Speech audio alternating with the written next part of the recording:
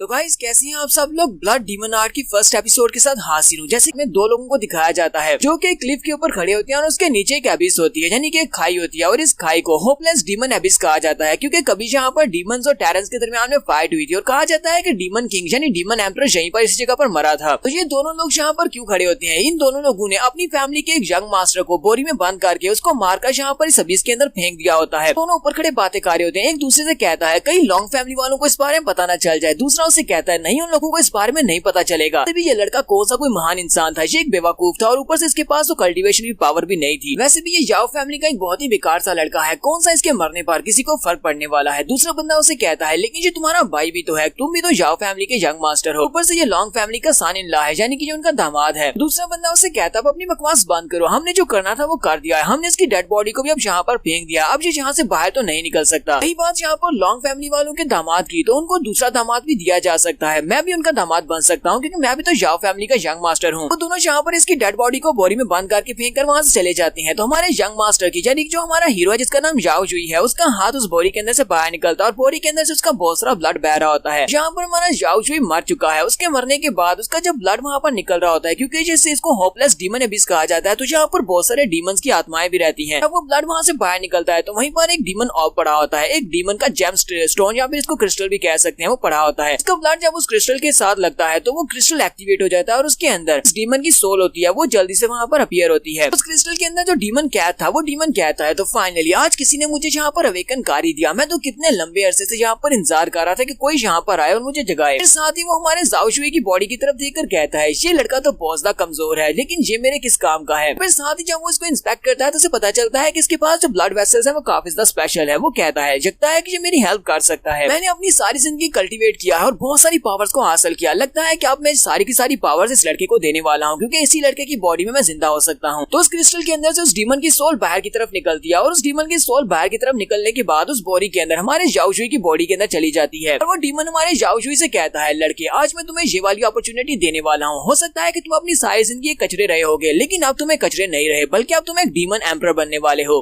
तो उस डीमन की आत्मा जब हमारे याओ जुई की बॉडी के अंदर समा जाती है बाद ही वो से कहता है चलो लड़के अब जल्दी से उठ जाओ। फिर के बाद हमारे याओ जुई को होश आती है, वो उस बॉडी के अंदर से बाहर निकलता है और कहता है जी क्या मैं अभी तक जिंदा हूँ। उसी के साथ उसका सर वहाँ पर बहुत ही तेजी से दर्द करना शुरू करता है। वो अपने सर पे हाथ रखता है और एक जोरदार चीख मारता है और कहता है जो पर हो क्या रहा है, ये सारी की सारी मेमोरीज कहाँ से आ रही हैं? क्या अब इसकी बॉडी के अंदर एक डीमन भी आ चुका है। तो डीमन उस वक्त से यहाँ पर है जब वहाँ पर जंग हुई थी, जहाँ पर हमारे याओ जुई को इस हकीकत के बारे में पता चलता है, जबकि कहानियों में ये लिखा गया है कि यहाँ पर डीमंस और टेरेंस के दरमियान में फाइट हुई थी। लेकिन इस मेमोरीज के जरिए से हमारे याओ जुई को पता चलता है कि यहाँ पर डीमंस और दूसरे एलियंस के साथ फाइट हुई थी। एलियंस जो कि दूसरे ह्यूमन से यहाँ पर आए थे उनके साथ इनकी फाइट हुई थी। उस वक्त जो डीमंस का एम्परर था उसने सभी अपने डीमन साथियों से कहा कि उन सभी को मिलकर इनके ऊपर अटैक करना होगा, इन्हें यहाँ से निकालना होगा। हालांकि यहाँ पर डीमंस ने उन सारे के सारे ह्यूमन से आए हुए एलियंस को मार दिया, लेकिन उनकी वजह से यहाँ पर डीमन रेस को भी काफी ज्यादा नुकसान पहुंचा। उनके बहुत सारे लोग मारे गए और डीमन किंग खुद भी काफी ज्यादा जख्मी था और बहुत ज्यादा कमजोर हो चुका था। ये सारी फाइट क्योंकि इसी जगह पर हुई थी, इसी वजह से इस जगह को तब से लेकर अभी तक होपलेस डीमन एबिस कहा जाता है क्योंकि यहाँ पर उन डीमंस ने अपनी आखिरी उम्मीद को खो दिया था। हमारा याओ जुई कहता है तो आज मुझे फाइनली पता चल गया कि होपलेस डीमन एबिस का मतलब क्या है। तो आज मुझे इसके ओरिजिन के बारे में पता चला है। एंशिएंट बुक्स के अंदर जो लिखा हुआ था उसके मुताबिक तो यहाँ पर हमारे इंसानों की डीमंस के साथ फाइट हुई थी, लेकिन यहाँ पर मुझे पता चल रहा है कि डीमंस की इंसानों के साथ कभी फाइट हुई नहीं थी।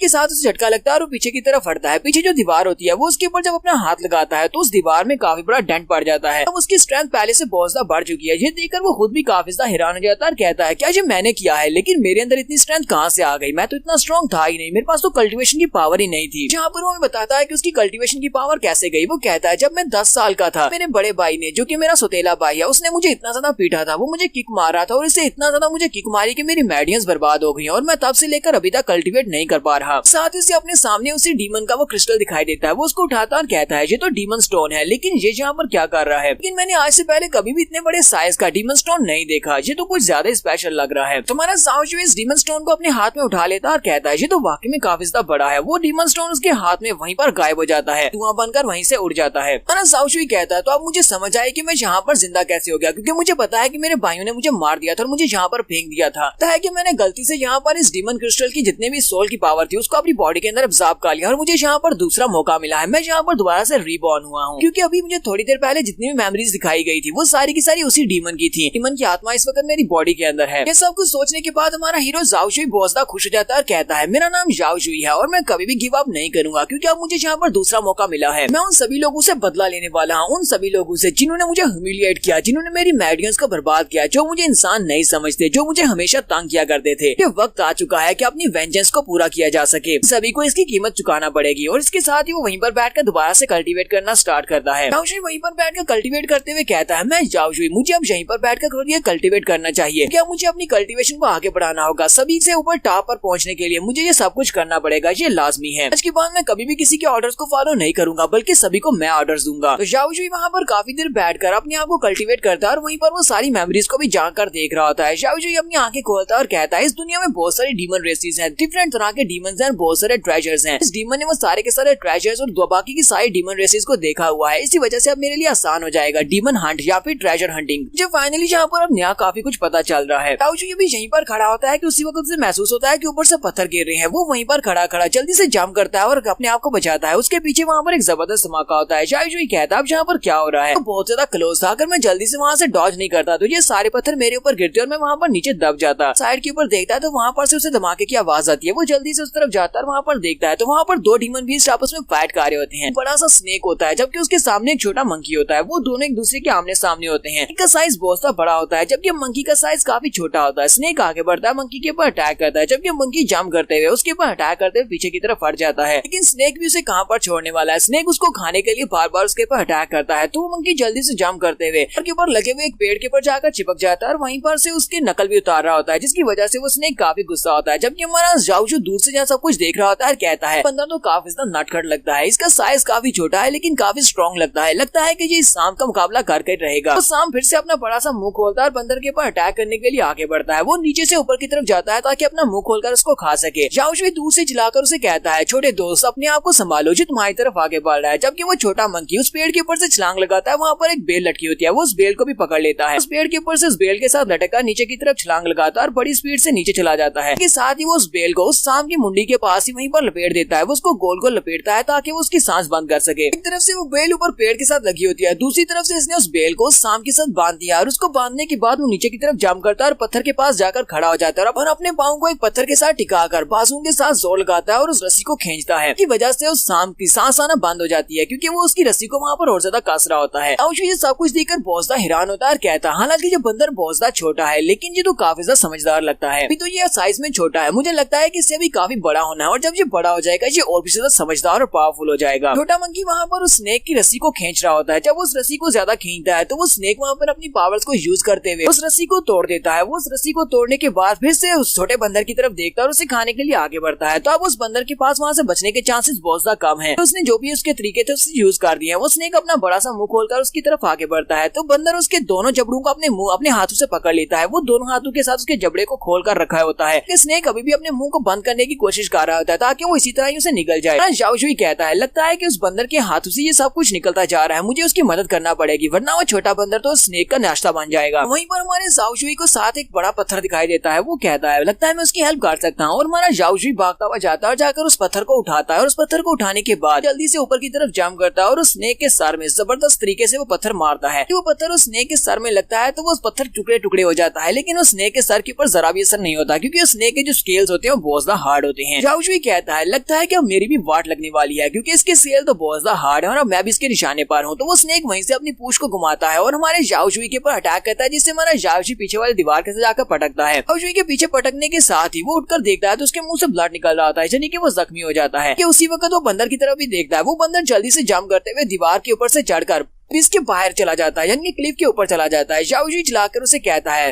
बंदर कहीं कि तुम तो कुछ ज्यादा ही बेवफा निकले। मैंने यहाँ पर तुम्हारी जान बचाने के लिए अपनी जान को दांव पर लगा दिया, लेकिन तुम यहाँ पर मुझे अकेले छोड़कर भाग रहे हो। साथ ही हमारा जाओजू हंसना शुरू कर देता है और कहता है, क्या वाकई में ऐसा होने वाला है? मैं अभी अभी यहाँ पर जिंदा हुआ हूँ और क्या मैं यहाँ पर दोबारा से मरने वाला हूँ? वो बड़ा सा डीमन स्नेक भी हमारे जाओजू के सामने आकर खड़ा हो जाता है। वो उसकी तरफ देखकर अपनी जुबान निकाल रहा होता है, जबकि हमारा जाओजू कहता है, अब लगता है कि वाकई में यहाँ पर मरने वाला हूँ। लेकिन साथ ही उसी वक्त उसकी बॉडी के अंदर से वो डीमन की सोल जो होती है वो एक्टिवेट होती है और उसके अंदर से वो एक बड़ा सा डीमन बाहर निकलता है जो कि एक उसकी एनर्जी स्पिरिट फॉर्म में होता है। झाओ जुई की आंखों का कलर भी चेंज हो जाता है और झाओ जुई कहता है नहीं, मैं यहाँ पर मार नहीं सकता क्योंकि अभी तक मेरा वेंजेंस कंप्लीट नहीं हुआ। मुझे अभी अपने वेंजेंस के लिए यहाँ पर जिंदा रहना होगा, मुझे उन सभी से बदला लेना है। कम से कम इस जगह के ऊपर किसी बड़े से स्नेक के हाथों से तो नहीं मर सकता होती है। तो यहाँ पर हमें उस डीमन वैली के अंदर दिखाया जाता है कि वहाँ पर जबरदस्त एनर्जी निकल रही होती है, एनर्जी बहुत ज्यादा होती है। और इसी एनर्जी के निकलने के बाद नेक्स्ट सीन में हमें दिखाते हैं कि झाओ जुई ने इस बड़े स्नेक को मार दिया होता है। उसने स्नेक की मुंडी काट दी होती है और उसकी आंखों से भी ब्लड बह रहा होता है। फर्स्ट एपिसोड में देखा था कि उसकी आंखों का कलर ब्लैक हो जाता है, यहाँ पर उन्होंने स्नेक को मारते हुए इसको नहीं दिखाया, बस इस फाइट को स्किप कर दिया है। झाओ जुई इस डीमन स्नेक को मारने के बाद वहीं पर ग्राउंड के ऊपर लेट जाता है। झाओ जुई कहता है इस स्नेक को मारने में तो काफी ज्यादा मुश्किल हुई क्योंकि वो स्नेक को मारने के बाद वहीं पर बेहोश हो जाता है। तो थोड़ी देर के बाद उसे भी काफी ज्यादा दर्द हो रहा था। वो अपनी आंखें हल्के से खोलता है तो उसके सामने कौन होता है? उसके सामने वो छोटा बंदर होता है। छोटे बंदर को देखकर बहुत सा हैरान होता है, फिर साथ ही उसे कहता है छोटे बंदर तुम तो वाकई में बहुत ज्यादा मनहूस हो। लास्ट टाइम तुम मुझे मिले थे तो मैं मरने वाला था, अब तुम यहाँ पर फिर से मेरे पास क्या करने के लिए आए थे और तुम तो मुझे छोड़कर चले गए थे। जबकि वो छोटा मंकी स्क्वीक स्क्वीक करते हुए से कुछ कहता है कि मेरे पीछे आओ। झाओ जुई से कहता है मैं तुम्हारे पीछे तो बिल्कुल भी नहीं आने वाला क्योंकि तुम्हें बचाने के लिए वहाँ पर मैंने अपनी जान को दांव पर लगा दिया और तुम वहाँ पर मुझे छोड़कर भाग गए। तुम बिल्कुल भी वफादार नहीं हो। पर हमारे झाओ जुई को अपनी पास्ट की मेमोरीज याद आती है। उसकी पास्ट की मेमोरीज बहुत ज्यादा दुखदायक है क्योंकि जब वो छोटा सा बच्चा था तब उसे उसकी फैमिली के बाकी के सभी मेंबर्स बहुत ज्यादा तंग करते थे। ये एक नाजायज बच्चा है। झाओ फैमिली के मास्टर की एक वाइफ है, उसका ये बच्चा है, लेकिन इसे झाओ फैमिली का यंग मास्टर होने का रुतबा हासिल नहीं है। इसी वजह से बाकी के सारे जितने लड़के हैं वो इसे बहुत ही बुरी तरह से पीटते थे। वो इसे बहुत ही बुरी तरह से पीटते बिना किसी वजह के। वो इसे इतना ज्यादा पीटते थे कि इस बेचारे की हालत खराब हो जाती थी। वो उसे कहते थे कि तुम्हारी माँ सिर्फ और सिर्फ एक नौकरानी है, हमारे बाप से गलती होगी जिसकी वजह से तुम पैदा हो गए और तुम्हें यहाँ पर हमारी झाओ फैमिली होने का हक नहीं है और तुम्हारे नाम के साथ झाओ फैमिली का नाम भी नहीं आना चाहिए। यहीं पर उसका सीनियर ब्रदर जो कि उसके बाप का बेटा है यानी कि उसका सुतेला भाई है, हाथ में डंडा लेकर आगे बढ़ता और बाकी सभी से कहता है तुम सभी लोग साइड पर हट जाओ, मुझे इसको मारने दो। उसके हाथ में डंडा होता है, वो अपने डंडे के साथ हमारे झाओ जुई के सर में जबरदस्त हिट लगाता है और कहता है मुझे इस लड़के को मारकर हमेशा बहुत ज्यादा मजा आता है क्योंकि इसको मारना बिल्कुल ऐसे ही जैसे कि मरे हुए कुत्ते को मारना। इसी के साथ ही हमारा सीन फिर से प्रेजेंट में आ जाता है। तुम्हारे झाओ जुई ने जब वहाँ पर उस ब्लड डीमन स्नेक को मारा था तो उस ब्लड डीमन स्नेक को मारने के बाद वहाँ पर फिर से कल्टीवेट करने के लिए बैठ जाता है। हमारे झाओ जुई को रीबॉर्न होने के बाद यहाँ पर एक नई आर्ट मिली है, एक नई टेक्निक मिली है जिसको ब्लड डीमन आर्ट कहा जाता है। वो उस ब्लड डीमन आर्ट की मदद से किसी भी डीमन को जब मारेगा तो उसका ब्लड पीने की वजह से जब ब्लड उसकी बॉडी में जाएगा तो वो उसकी आर्ट्स को सीख सकता है यानी कि उसके स्किल्स को ले सकता है। ये यहाँ पर इस डीमन स्नेक के स्किल्स को मास्टर करने की कोशिश कर रहा होता है, यहाँ पर बैठकर उसको सीखने की कोशिश करता है। झाओ जुई कहता है मैंने यहाँ पर उस बड़े से स्नेक मॉन्स्टर को मारा था लेकिन यहाँ पर क्योंकि इस होपलेस डीमन अबिस के अंदर खाने के लिए कुछ भी नहीं है, इसी वजह से मैंने उस डीमन स्नेक की बॉडी को ही खाना स्टार्ट किया। जब मैंने इसको कच्चा खा लिया तो उसका ब्लड मेरे मुंह में गया। यहाँ पर मुझे एक नई बात पता चली है कि मैं ब्लड डीमन आर्ट को यूज करते हुए जिस चीज को खाऊंगा, जिस डीमन की बॉडी को खाऊंगा, उसके ब्लड की वजह से मैं उसके एट्रीब्यूट्स को भी ले सकता हूँ। झाओ जुई कहता है तो चलो फिर यहाँ पर इसको ट्राई करके देखते हैं। वो वहीं पर बैठे बैठे ब्लड डीमन आर्ट को एक्टिवेट करता है तो उसकी बॉडी के अंदर उस बड़े से स्नेक डीमन की एक स्पिरिट जो होती है वो स्पिरिट फॉर्म में निकलती है। और उसके बाद वो 10,000 डीमन एसेंस को यूज करते हुए अपने उस डीमन की अनात्मा को रिफाइन कर लेता है और उसके एट्रीब्यूट्स को ले लेता है। जब वो सारी की सारी एनर्जी वापस उसकी बॉडी के अंदर समा जाती है, झाओ जुई कहता है तो फाइनली मैं सक्सेसफुल रहा। यहाँ पर मैंने स्नेक के नए एट्रीब्यूट्स को सीख लिया, अब मैं एक सांप की तरह चल सकता हूँ और सांप की तरह भाग सकता हूँ। और इसी के साथ ही हमारा झाओ जुई यहाँ पर बड़ी अजीब सी शेप्स बनाने वाला है। ये स्नेक तो बिल्कुल भी नहीं लग रहा लेकिन ये अपने आप से स्नेक बनकर दिखा रहा है। उसके बाद वो वहीं पर ग्राउंड के ऊपर नीचे गिर जाता है, अपने हाथों को क्लोज करता है और कहता है मैं स्नेक की तरह यहाँ पर रिंग भी सकता हूँ और स्नेक की तरह यहाँ पर बड़ी स्पीड से आगे बढ़ सकता हूँ। झाओ जुई कहता है ये तो अफसोस की बात है कि स्किल की मदद से मैं अपनी पूरी बॉडी को एक स्नेक नहीं बना सकता, कम से कम मैं स्नेक की तरह ग्राउंड के ऊपर रिंग तो सकता हूँ। हमारा झाओ जुई एक नई पावर हासिल करने के बाद यहाँ पर बहुत ज्यादा खुश होता है। वो वहाँ पर खुशी के मारे नाच रहा होता है जबकि उसी वक्त क्लिफ के अंत ऊपर से बहुत सारे दूसरे सांप उतर आते हैं। वो सारे सांप अपने बड़े सांप का बदला लेने के लिए यहाँ पर आए हैं। जो इन सभी की तरफ देखता है और कहता है ये तो बहुत ही अच्छे टाइम पर आए हैं, चलो ठीक है अब देखते हैं कि मेरे स्नेक टाइप की पावर मुझे कितनी ज्यादा पावर देती है। हमारा झाओ जुई वहीं पर खड़ा होकर स्नेक आर्ट को यूज करते हुए अपने हाथों को सांप की तरह बनाता है और फिर साथ ही स्पेशल कुंफू को यूज करते हुए कहता है चलो देख लेते हैं स्नेक की पावर की वजह से मुझे और कौन से एट्रीब्यूट मिले हैं। झाओ जुई कहता है कि मैं अपनी नई पावर्स की मदद से इस वैली के अंदर किसी भी मूवमेंट को महसूस कर सकता हूँ, मैं उसमें अपने आसपास की आवाजों को सुन सकता हूँ। मुझे पता चल रहा है कि यहाँ पर बहुत सारे स्नेक्स हैं। और साथ ही वो ऊपर की तरफ जंप करता है और जंप करते हुए अपने हाथ को नीचे की तरफ करते हुए पावर को रिलीज करता है तो उसकी एनर्जी के साथ वहाँ पर एक बड़ा सा स्नेक बनता है। स्नेक पाम के साथ वो जब ग्राउंड के ऊपर अटैक करता है तो वहाँ पर एक जबरदस्त धमाका होता है और ग्राउंड के ऊपर जितने भी स्नेक होते हैं वो सारे के सारे स्नेक वहीं पर मर जाते हैं। झाओ जुई कहता है तो मैंने यहाँ पर एक ही अटैक में बहुत सारे स्नेक्स को मार दिया, जो तो बहुत ही अच्छी बात है। झाओ जुई कहता है मैंने इन सारे स्नेक्स को मारकर जला दिया और वो बड़े स्नेक की बॉडी को तो मैं पहले से खा चुका हूँ। बस यहाँ पर इस जगह पर खाने को कुछ भी नहीं बचा। मुझे लगता है कि अब मुझे इस वैली से बाहर निकलना पड़ेगा, मैं यहीं पर रहा तो मैं भूख से मर जाऊंगा। अभी यहीं पर खड़ा होता है कि उसी वक्त उसके सर सर में कोई चीज गिरती है। वो बहुत ज्यादा घबरा जाता है, चिल्लाकर कहता है कौन है जहाँ पर जिसने मेरे सर में कुछ मारा है। लेकिन उसके पीछे कुछ भी नहीं होता। वो नीचे की तरफ देखता है कि उसके सर में क्या लगा था। तो उसके सर में एक सेब लगा होता है। वो सेब की तरफ देखता है, फिर साथ ही वो ऊपर दीवार की तरफ देखता है तो वहाँ पर एक पेड़ के साथ मंकी लटका होता है। वो बंदर उसकी तरफ ही देख रहा होता है। जाओशुई से कहता है लिटिल मंकी तुम यहाँ पर मेरे लिए वापस आए हो, कि अब हम दोनों दोस्त बन चुके हैं। क्योंकि अब हम दोनों दोस्त बन चुके हैं तो क्या तुम्हें यहाँ का रास्ता पता है? तुम तो यहाँ पर काफी अरसे से रह रहे होगे, क्या तुम मुझे यहाँ से बाहर निकलने में मदद कर सकते हो? वो छोटा बंदर भी उसे कहता है क्विक क्विक, यानी कि हाँ मैं तुम्हें यहाँ से बाहर निकालूंगा। वो मंकी पेड़ के साथ जिस बेल के साथ लटका होता है वो उस बेल को उसकी तरफ फेंकता है। जाओशुई कहता है क्या तुम चाहते हो कि मैं इस बेल के साथ लटका ऊपर की तरफ चढ़ना स्टार्ट करूं? ऐसे वो जाकर उस रस्सी को पकड़ता है। साथ ही वो कहता है मैं एक बेकार लड़का था, मैं जाओशुई जिसे कोई भी फैमिली में पसंद नहीं करता। मेरी माँ के अलावा पूरे के पूरे क्लैन में कोई भी ऐसा नहीं है जो कि मेरी केयर करता हो, जो मुझसे प्यार करता हो। लेकिन लगता है कि आज मुझे एक नया दोस्त मिल गया है। माँ के पास ये बंदर मेरे साथ बहुत ही अच्छे से पेश आ रहा है। फिर साथ ही वो वहीं पर हल्का सा मुस्कुराता है, रोना शुरू कर देता है क्योंकि शायद उसको यहाँ पर पहली बार कोई दोस्त मिला है। फिर वो उस बेल के सहारे से ऊपर की तरफ चढ़ना स्टार्ट करता है। वो उस बेल को पकड़कर दीवार के ऊपर की तरफ चढ़ रहा होता है। वो क्लिफ के ऊपर चढ़ रहा होता है। जाओशुई कहता है कि मुझे यहाँ पर अपनी माँ के लिए जिंदा रहना है, मुझे यहाँ पर अपनी ऑनर के लिए जिंदा रहना और अपने बदले के लिए जिंदा रहना है, तो मुझे इस बेल के ऊपर चढ़ना पड़ेगा। साथ ही वो स्नेक फॉर्म को यूज करते हुए बड़ी स्पीड से सांप की तरह बल खाता हुआ ऊपर की तरफ चढ़ना स्टार्ट करता है। मुझे देखकर काफी हैरान होता है कि इसकी स्पीड पहले से बढ़ कैसे गई है। जाओशुई जल्दी से जंप करते हुए क्लिफ के पत्थरों के साथ लिपट जाता है। वो मंकी उसे स्क्वीज स्क्वीज करते हुए कुछ कहता है, तो फिर से उसके सामने बेल लटकाता है कि तुम्हें इस तरह से जंप करते हुए ऊपर आने की जरूरत नहीं है, बल्कि आराम से इस बेल के सहारे ऊपर आओ। जाओशुई छोटे मंकी से कहता है तुम्हें बिल्कुल भी डरने की जरूरत नहीं है, मैं कोई सांप नहीं हूँ, तुम्हें मैं कोई इच्छाधारी सांप लगता हूँ जो कि इंसानी फॉर्म में यहाँ पर हूँ। जहाँ पर सिर्फ और सिर्फ उस डीमन स्नेक को मारने के बाद उसके एट्रीब्यूट्स को ले लिया है। मैंने यहाँ पर कुछ नई मार्शल आर्ट्स को कल्टीवेट किया है जो कि स्नेक टाइप की है। साथ ही हमारा जाओशुई से कहता है लिटिल मंकी तुम मेरे साथ बहुत ही अच्छे से पेश आ रहे हो, क्यों ना मैं आज की बात तुम्हें अपना लिटिल ब्रदर कहा करूँ, इससे कोई मसला तो नहीं है। आज से पहले ना तो मेरा कोई दोस्त और ना ही मेरा कोई छोटा भाई है, तो क्यों ना मैं यहाँ पर तुम्हें अपना लिटिल ब्रदर कहूँ। तो ठीक है, आज के बाद मैं तुम्हें अपना लिटिल ब्रदर ही कहूंगा। मंकी उसकी बात सुनने के बाद तेजी से ऊपर की तरफ चढ़ना स्टार्ट करता है। हमारा जाओशुई भी कहता है लिटिल ब्रदर जरा आहिस्ता चलो, मैं भी आ रहा हूँ, और वो उसके पीछे पीछे ऊपर की तरफ चढ़ना स्टार्ट करता है। हमारे जाओशुई का छोटा भाई बड़ी स्पीड से ऊपर चला जाता है। वो ऊपर एक क्लिफ के ऊपर जाकर खड़ा हो जाता है। तो जाओशुई भी रस्सी को पकड़कर ऊपर की तरफ चढ़ते हुए उस क्लिफ के पास पहुंच जाता है। वहाँ पर ऊपर एक केव होती है। जाओशुई जैसे वहाँ पर करीब पहुंचता है तो छोटा मंकी भी उसकी रस्सी को खींच रहा होता है ताकि वो जल्दी से ऊपर ले आए। वो उसे खींच कर ऊपर ले आता है और हमारा जाओशुई फाइनली उस क्लिफ के ऊपर पहुंच जाता है और उसे कहता है बहुत बहुत शुक्रिया, तुमने जहाँ पर फिर से मेरी जान बचा ली। फिर जाओशुई उठकर खड़ा हो जाता है और उसे कहता है तुम मुझे यहाँ पर क्यों लेकर आए हो? क्या तुम मुझे ये वाली जगह दिखाना चाहते थे? ये तो एक केव है, लेकिन हम लोग यहाँ पर केव में क्यों जाना चाहते हैं? यहाँ पर कुछ ज्यादा स्पेशल है। तो वो दोनों उस केव के अंदर एंटर होते हैं। जैसे ही वो उस केव के अंदर एंटर होते हैं वहाँ पर सामने पानी होता है। जाओशुई कहता है कि तुम अक्सर यहाँ पर खेलने के लिए आते होगे या फिर यहाँ पर पानी पीने के लिए आते होगे, तो कितने दिनों से पानी नहीं पिया। वो जल्दी से भागता हुआ जाता है, जाकर वहाँ से पानी पीना स्टार्ट करता है और उस पानी को पीकर वो बहुत ज्यादा खुश हो जाता है और कहता है ये पानी तो बहुत ज्यादा अच्छा है, इसके अंदर से तो बहुत ही अच्छी स्मेल आ रही है और साथ ही ये काफी मीठा भी लग रहा है। साथ ही हमारे जाओशुई को वहीं पर केव की दीवार में कुछ लकड़ी का वेपन रखा हुआ दिखाई देता है। वो कहता है वो क्या है, और वो जल्दी से आगे बढ़ता है और जंप करते हुए उस लकड़ी के वेपन को हाथ डालता है और उसको खींचकर बाहर निकलता है। तो उस वेपन को लेकर बाहर की तरफ जंप करता है तो वो पानी के ऊपर आकर गिरता है, लेकिन पानी के अंदर डूबता नहीं है और उस वेपन के अंदर से काफी सारी एनर्जी निकलती है। जाओशुई उसे देखकर बहुत ज्यादा खुश हो जाता है और कहता है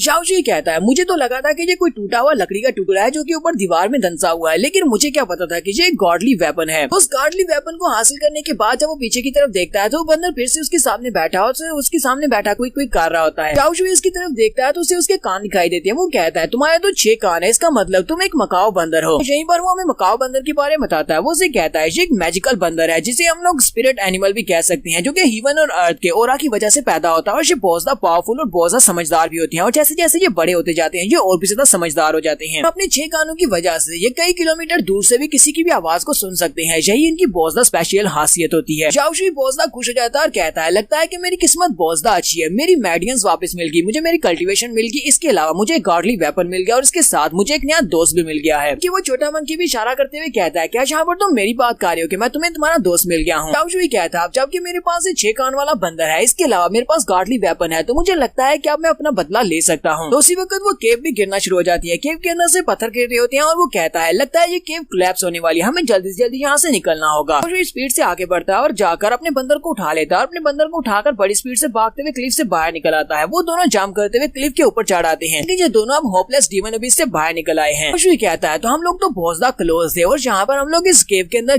दबकर मरने वाले थे, लेकिन चलो अब हम लोग बाहर आ चुके हैं। जाओशुई कहता है तो हम लोग अब बाहर आ चुके हैं, तो अब आगे का प्लान क्या है? वो अपने छोटे बंदर से कहता है लिटिल ब्रदर क्यों ना हम लोग अपने घर चलते हैं। छोटा बंदर भी उसे कहता है क्विक क्विक, हाँ चलो अपने घर चलते हैं। और सही पर हमारा जाओशी अपने घर की तरफ भी दिखाता है कि उसका घर एक पैलेस होता है, क्योंकि ये दामाद है लॉन्ग फैमिली का और लॉन्ग फैमिली काफी पावरफुल फैमिली है। बाद में लॉन्ग फैमिली के गेट का सीन दिखाया जाता है। लॉन्ग फैमिली जाओशेंग इंपीरियल सिटी में रहती है। उनके शहर का गेट काफी ज्यादा बड़ा होता है, जहाँ पर 2 गार्ड्स खड़ी होती हैं। जबकि हमारा जाओशी अपने छोटे भाई के साथ वहाँ पर पहुँच जाता है। वो वहाँ पर पहुँचता है और कहता है चलो यहाँ पर हम लोग फाइनली पहुँच जाए और फाइनली मैं अपने घर वापस जाने वाला हूँ। जाओशी इस बात से बहुत ज्यादा खुश होता है कि वो बहुत जल्दी सिटी गेट के अंदर एंटर होगा और उसके बाद लॉन्ग फैमिली में जाकर अपनी होने वाली वाइफ से मिलेगा। पीछे यहीं पर खड़ा होता है कि उसी वक्त उसे घोड़े के पाँव की आवाज आती है कि घोड़ा बड़ी स्पीड के साथ भागता हुआ आ रहा है। तो दूसरी तरफ से एक बिगड़ा हुआ यंग मास्टर और इसकी बिगड़ी हुई बहन, वो दोनों अपने घोड़ों के ऊपर वहाँ पर आ रहे होते हैं और साथ ही दूर दूर से चलाकर कह रहे होते हैं सभी लोग रास्ते से हट जाओ वरना तुम लोग घोड़े के नीचे आकर मर जाओगे। वो लोग अपने घोड़ों को बिल्कुल भी आहिस्ता नहीं कर रहे होते। गली में जो लोग होते हैं और जो गार्ड्स वगैरह होते हैं वो सभी लोग जंप करते हुए साइड पर हटते हैं और अपने आप को बचाते हैं कहीं ये वो घोड़ों के नीचे ना आ जाए। हमारा जाओशी और उसका बंदर भी ये देखकर काफी ज्यादा हैरान होते हैं। उसी वक्त वो घोड़ा उनके बहुत ज्यादा करीब पहुंच जाता है। घोड़ा वहाँ पर रुक जाता है, अपने पाँव को ऊपर की तरफ उठाता है और हमारा जाओशी और उसका बंदर बेचारे बहुत ज्यादा घबरा जाते हैं कि यहाँ पर क्या होने वाला है। तब बड़ी मुश्किल के साथ वहाँ पर ब्रेक लगाता है और ये दोनों बच ही जाते हैं। हमारा जाओशी वहाँ पर बहुत ज्यादा मिट्टी उड़ने की वजह से खांस रहा होता है कि उसे समझ नहीं आ रही होती कि इस बुढ़ी लड़की ने किया क्या। ये अपने घोड़े को उसके ऊपर चढ़ा देने वाली थी। ऐसी वहाँ से धूल मिट्टी हटती है और जाओशी सामने की तरफ देखने लगता है। उसी वक्त वो लड़की अपने हंटर को यूज करते हुए जाओशी के चेहरे के ऊपर अपने हंटर से अटैक करती है। उसके चेहरे के ऊपर कट लगता है, ब्लड निकलना शुरू हो जाता है। जाओशी अपने मुंह पर हाथ रखकर वहाँ पर खड़ा होता है। जबकि वो यंग लेडी उसे कहती है क्या तुम मरना चाहते हो? क्या तुम्हें कोई और जगह नहीं मिली मरने के लिए? तुम मेरे घोड़े के सामने क्यों खड़े हो? तो हमारा जाओशी गुस्से के साथ घूरकर उसकी तरफ देखता है। तो वो यंग मिस उसे कहती है लगता है कि तुम यहाँ पर ऐसे नहीं हटने वाले, तुम आगे से रेजिस्ट कर रही हो जबकि मैं तुम्हें हटने का कह रही हूँ। लगता है तुम मरना चाहते हो। हमारी हिम्मत कैसे हुई यहाँ पर मेरे सामने रेजिस्ट करने की? तो इस यंग मिस का नाम चुनलैन होता है। तो उसका भाई उसे कहता है चुनलैन तुम इस लड़के के साथ यहाँ पर बहस क्यों कर रही हो? जी तो पता नहीं कौन है और घटिया सा बैगर है। जी तो वो ये भिखारी दिखाई देता है। क्यों ना तुम अपने घोड़े के साथ इसको घोड़े के पाँव के नीचे देकर यहीं पर मार डालो। कौन सा इसके पीछे कोई रोने वाला है? हमारा जाओशी इन दोनों को पहचानता है। वो कहता है लगता है कि ये दोनों बेवकूफ फैमिली के जू फेंगबो और फेंग फैमिली की चुनलैन है। चुनलैन फेंगबो की बात सुनने की बात कहती है तो फिर ठीक है, अब देखना मैं कैसे से अपने घोड़े के पाँव के नीचे देकर रोन देती हूँ और उसके बाद देखती हूँ कौन जहाँ पर मुझे रोकता है। फिर साथ ही वो अपने घोड़े को लेकर आगे की तरफ बढ़ती है ताकि वो हमारे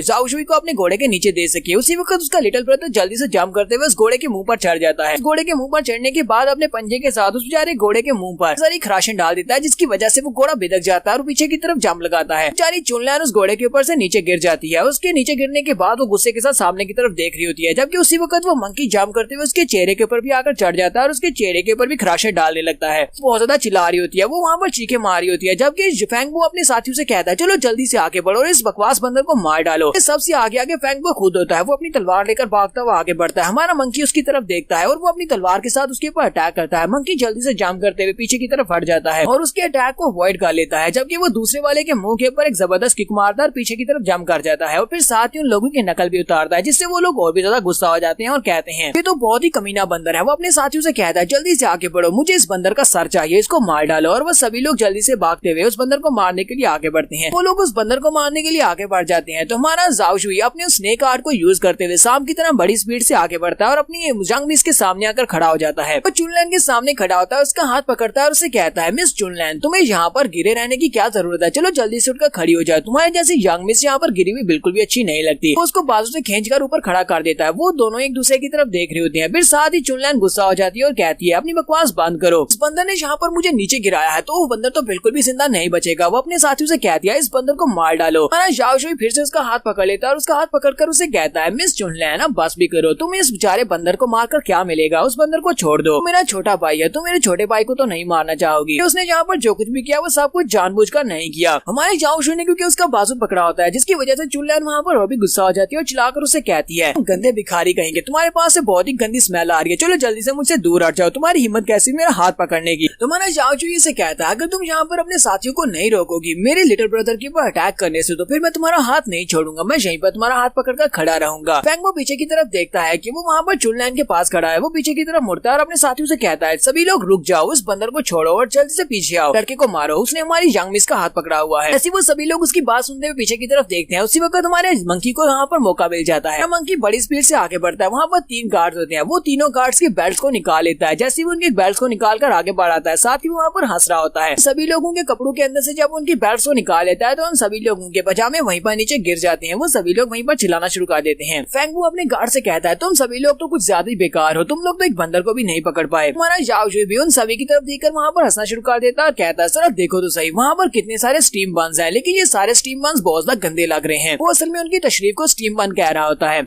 तो फेंग वो अपनी तलवार को लेकर फिर से वहाँ पर गुस्से के साथ चिल्लाकर कहता है अपनी बकवास बंद करो, अब तुम्हारी बारी है। जाओ जी इसकी बात सुनने के बाद खामोश हो जाता है। फिर साथ ही वो जंग मिस चुनलैंड की तरफ देखता है, वो उसकी तरफ देखता है तो उसे कहता है क्या यहाँ पर तो उससे भी बड़े बड़े स्टीम बन है, लेकिन यहाँ पर तो 2 स्टीम बन है। वो उसकी चेस्ट की तरफ देख रहा होता है। जाओ जी कहता है वो वाले स्टीम बन बिल्कुल भी अच्छे नहीं थे, लेकिन ये वाले तो बहुत ज्यादा टेस्टी लग रहे हैं, मेरे तो मुंह में भी पानी आ रहा है। साथ ही हमारे जाओजू के मुंह से पानी भी बहता हुआ दिखाई दे रहा होता है। उसका बंदर भी वहाँ पर घूर कर देख रहा होता है कि यहाँ पर क्या करने वाला है। मिस चुनलैंड चिल्लाकर कहती है फेंग वो जल्दी से यहाँ पर आओ और मेरी हेल्प करो। तो फेंग वो बड़ी स्पीड से भागता वहाँ पर आता और कहता है कमीने कहीं की तुम्हारी हिम्मत कैसे हुई चुनलैंड की तरफ इस तरह देखने की, मैं तुम्हें मार डालूंगा। अपनी तलवार को लेकर आगे की तरफ बढ़ता है और हमारा जाओजू से कहता है तो तुम यहाँ पर मुझे मारना चाहते हो, देखते हैं कि तुम्हारे अंदर इतनी पावर है कि तुम मुझे मार सकते हो या नहीं। और वो भी स्नेक पार्ट को यूज करते हुए बड़ी स्पीड से भागता हुआ उसकी तरफ आगे बढ़ता है। वो ऊपर की तरफ जंप करते हुए अपनी तलवार के साथ जब उसके ऊपर अटैक करता है तो हमारा जाओजू इसके अटैक को अवॉइड कर लेता है। वहाँ पर एक जबरदस्त धमाका होता है। हमारा जाओजू ग्राउंड के ऊपर गिर जाता है क्योंकि अभी तक उसने अपनी स्नेक आर्ट को अच्छी तरह से मास्टर नहीं किया, इसी वजह से वो नीचे गिर जाता है और फेंग वो उसके सामने खड़ा होता है। फेंग वो उसे कहता है लगता है कि तुमने यहाँ पर कुछ ज्यादा ही स्पेशल मार्शल आर्ट्स की टेक्निक्स को मास्टर किया हुआ है, तुमने यहाँ पर किसी स्पेशल टेक्निक को यूज करते हुए मेरी तलवार को हरा दिया, लेकिन अब भी यहाँ पर कोई फायदा नहीं क्योंकि तुम आखिर पर मरने वाले हो और अब तुम्हारा खेल खत्म। और साथ ही वो अपनी तलवार को घुमाते हुए जैसे उसको मारने लगता है उसी वक्त उसके सामने आकर एक बाला गिरता है। वहीं पर रुक जाता है और सामने की तरफ देखता है। जाओजू पीछे की तरफ देखता है कौन आया है। वो सभी लोग वहाँ पर देखते हैं। यहाँ पर लॉन्ग फैमिली का एक सोल्जर आ जाता है। वो अपने बड़े से लाइन के ऊपर बैठा होता है। लॉन्ग फैमिली का सेकंड मेजर जनरल है जिसका नाम जाओ जैन है। जाओ जैन दूर से चिल्लाकर उसे कहता है मैं लॉन्ग फैमिली का मेजर जनरल हूँ, तुम्हारी हिम्मत कैसे हुई हमारे लॉन्ग फैमिली के दामाद के ऊपर अटैक करने की, हमारी लॉन्ग फैमिली के दरवाजे के ऊपर। फेंग वो भी वहाँ पर उस वायलेंट लाइन टाइगर को देखकर काफी घबरा जाता है और कहता है तो वाकई में सेकंड कमांडर है कि मैं यहाँ पर मुश्किल में पड़ने वाला हूँ। जाओ जैन उन सभी लोगों से कहता है सभी लोग मेरी बात को कान खोलकर सुनो, अगर फ्यूचर में कभी भी किसी ने हमारी लॉन्ग फैमिली के दामाद के ऊपर अटैक करने की कोशिश की उसकी पूरी की पूरी फैमिली को बर्बाद कर दूंगा। फिर वो अपने सोल्जर से कहता है चलो जल्दी से आगे बढ़ो और जाकर हमारे यंग मास्टर को ले आओ, हमारे दामाद को लेकर वापस आओ। और वो सभी सोल्जर्स आगे बढ़ते हैं कि फेंग वो अपनी तलवार को वापस रख लेता और कहता है अब ये क्या बकवास है, लगता है कि यही वो लड़का है जाओ जुई, यानी कि वो जाओ फैमिली का यंग मास्टर, वो कचरा लड़का है जिसकी शादी लॉन्ग फैमिली में होने वाली है। अगली बार अगर ये लड़का मुझे मिला तो उसके बाद मैं इसको बिल्कुल भी नहीं छोड़ने वाला। हमारा जाओ जुई सोल्जर्स के साथ अपनी लॉन्ग फैमिली के घर में वापस आ जाता है। वो दरवाजा खोलकर जब अंदर आता है तो उसकी वाइफ भागती हुई आगे बढ़ती है और आकर उसके गले लग जाती है और उसे कहती है जाओ जुई तो तुम फाइनली वापस आ गए, चलो जल्दी से आओ और मेरे साथ खेलो। इस लड़की का नाम लॉन्ग जुएर है जो कि लॉन्ग फैमिली की यंग मिस है। तो जाओ जुई भी उसे देखकर काफी ज्यादा खुश होता है। जाओ जुई यहाँ पर हमें बताता है कि इसको कोई बीमारी है। वो सोच रहा होता है कि मुझे यहाँ पर कोई ना कोई इसका इलाज ढूंढना होगा ताकि मैं इसकी स्पिरिट को दोबारा से ठीक कर सकूं, इसकी बीमारी को ठीक कर सकूं। वहीं पर लॉन्ग जुएर की नजर उसके बंदर के ऊपर भी पड़ती है। वो कहती है ये बंदर तो बहुत ज्यादा प्यारा है, चलो ठीक है मैं फिलहाल इसी के साथ खेल लेती हूँ। वो उसके साथ भी वहाँ पर खेलना स्टार्ट कर देती है। तो उसी वक्त उसके फादर भी वहाँ पर आ जाते हैं जिनका नाम लॉन्ग टियानबा होता है, मिलिट्री के जनरल होते हैं। वो वहाँ पर आते हैं और उसे कहते हैं फिर तुम्हें यहाँ पर अपने गेस्ट के साथ इस तरह रूडली बिहेव नहीं करना चाहिए। जैसे टियानबा वहाँ पर पहुँचते हैं वो अपने दामाद की तरफ देखकर कहती है पहले तुझे लड़का बिल्कुल एक बेवकूफ हुआ करता था जिसके पास कोई भी कल्टीवेशन नहीं थी, लेकिन इसे देखकर लगता है कि इसकी कल्टीवेशन वापस आ गई है, ये तो अच्छी बात है। जाओजू से बताता है ग्रैंडफादर पिछले कुछ दिनों से गायब था क्योंकि कुछ लोगों ने मुझे किडनैप कर लिया था और मुझे किडनैप करने के बाद उन्होंने मुझे होपलेस डीमन अबिस के अंदर फेंक दिया था। मैं बड़ी मुश्किल से वहाँ से जिंदा बचकर बाहर आ पाया हूँ। उसके ग्रैंडफादर उसकी बात सुनने के बाद गुस्सा आ जाते हैं और कहते हैं ऐसा कौन है जो कि हमारी लॉन्ग फैमिली के दामाद के साथ ये सब कुछ करने की हिम्मत कर सके। इस एम्पायर की मिलिट्री का जनरल हूँ, जहाँ तक कि एम्परर भी मेरे सामने बहुत ही रिस्पेक्ट से बात करते हैं। आखिर किसकी इतनी हिम्मत है कि जो मेरे फैमिली के दामाद को उठाकर डीमन अबिस के अंदर फेंक गए। मुझे एक बार उन लोगों का पता चल गया तो मैं उनकी पूरी की पूरी फैमिली को बर्बाद कर दूंगा। हमारा जाओ जुई से कहता है ग्रैंडफादर आपको ज्यादा गुस्सा होने की जरूरत नहीं है, इस मंकी ने मेरी जान बचाई है, ये तो बहुत ही अच्छी बात है कि इसे रास्ता भी पता था और इसने मेरी जान बचा ली। लॉन्ग टियानबा भी ये बात सुनने के बाद बहुत ज्यादा खुश हो जाते हैं और कहते हैं लगता है कि गॉड ने हमारी सुन ली, तुम्हारी मेडियंस भी फिर से ठीक हो चुकी है और तुम दोबारा से कल्टीवेट कर सकते हो, ये तो बहुत ही अच्छी बात है। फाइनली मुझे मेरी फैमिली के लिए एक सक्सेसर मिलने वाला है। लॉन्ग टियानबा अपने लोगों से कहते हैं तुम सभी लोग यहाँ से बाहर चले जाओ, मैं यंग मास्टर को यहाँ पर पर्सनली हील करूंगा, मैं खुद से यहाँ पर हील करने वाला हूँ। बाकी के सभी लोग वहाँ से बाहर चले जाते हैं। उन सभी के चले जाने के बाद लॉन्ग टियानबा अपनी पावर्स को रिलीज करते हुए जाओ जुई की बॉडी के अंदर अपनी पावर्स को इंसर्ट करते हैं ताकि वो उसकी बॉडी को यहाँ पर हील कर सके। ग्रैंडमा उसकी यहाँ पर काफी ज्यादा हेल्प करते हैं ताकि उसे कल्टीवेशन पाथ के ऊपर आगे बढ़ा सके और उसे यहाँ पर ब्रेक थ्रू भी करवाते हैं। के बाद वो अपने पास से एक जिनसिंग निकालते हैं और उसे कहते हैं क्या तुम्हें पता है कि ये जिनसिंग कितनी स्पेशल है। ग्रैंडपा उसे कहते हैं ये वाली जिनसिंग खाने की वजह से तुम्हारी जान स्ट्रेंथ काफी ज्यादा बढ़ेगी, कल्टीवेशन में तुम्हें मदद मिलेगी। कितनी ज्यादा मदद मिलेगी ये तुम्हारी किस्मत के ऊपर डिपेंड करता है या फिर तुम्हारी बॉडी की कॉन्स्टिट्यूशन के ऊपर डिपेंड करेगा।